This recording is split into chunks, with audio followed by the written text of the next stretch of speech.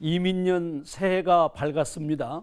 올해는 앞으로 5년 동안 이 나라를 통치할 대통령을 선출하는 중요한 해입니다. 지금 대한민국은 반만년 역사 이래 최대의 국운 상승기를 맞고 있지만 동시에 전례 없는 위기에 봉착해 있습니다. 이 중차대한 시기에 누구를 대통령으로 뽑을 것인가 엄중한 사명이 국민들에게 위임되어 있습니다.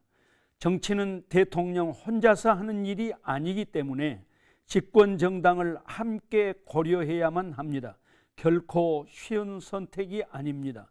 그러나 기준이 분명하면 혼란스럽지 않을 것입니다.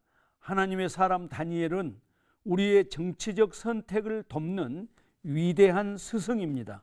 하나님의 정치, 곧 신정 정치에 익숙했던 다니엘은 하나님의 백성 이스라엘이 망한 꼴을 보았고 자신도 바벨론의 포로로 잡혀간 신세가 되었습니다.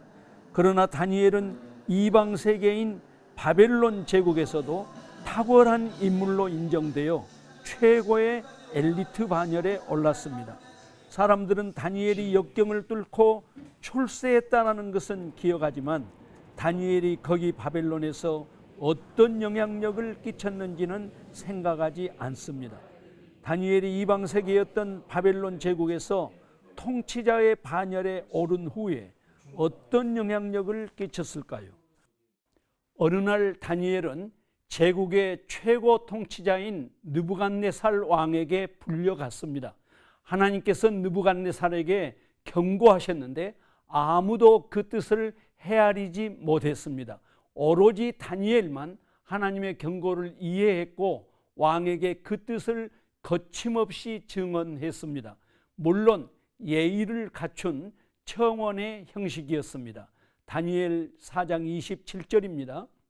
그런즉 왕이여 내가 아뢰는 것을 받으시고 공의를 행함으로 죄를 사하시고 가난한 자를 긍휼히 여김으로 죄악을 사하소서. 그리하시면 왕의 평안함이 혹시 장구하리이다 하니라. 다니엘은 통치자의 최고 덕목, 궁극적인 사명이 공의를 실현하는 것이라고 믿었습니다. 다니엘이 생각한 하나님의 공의는 가난한 자들을 긍휼히 여기는 것이 그 핵심이었습니다. 그런데 느부갓네살이 통치자의 근본 사명인 하나님의 공의를 실현하지 못한 것입니다. 가난한 자들의 부르짖음이 하늘에 상달된 것입니다. 그러니 왕이여 당신이 왕의 사명을 감당하지 못한 것을 회개하소서. 그리하시면 혹시 하나님의 용서가 임하시리라고 간청한 것입니다. 다니엘의 정치 철학이 이처럼 분명할진데 그가 통치자의 반열에 올랐을 때 바벨론 제국에 어떤 영향력을 끼쳤을까 하는 문제는 자명합니다. 에레미야 선지자도 예루살렘에 정의를 행한 자가 단 한 사람이라도 있으면 그 큰 성읍을 용서하시겠다고 하신 하나님의 뜻을 전했습니다. 동서고금을 막론하고 통치자의 지고지선의 사명은 강한 자나 약한 자나 부자나 가난한 자나 모두가 인간적인 품위를 유지하면서 함께 살아가는 사회 질서를 만드는 것이 창조주 하나님의 뜻입니다.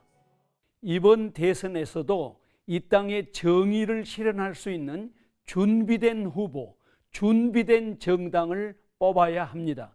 성경적 정의의 핵심은 가난한 자들도 인간적인 품위를 유지하며 더불어 살아가는 사회적 기초가 형성되는 사회라는 것을 잊어서는 안 될 것입니다.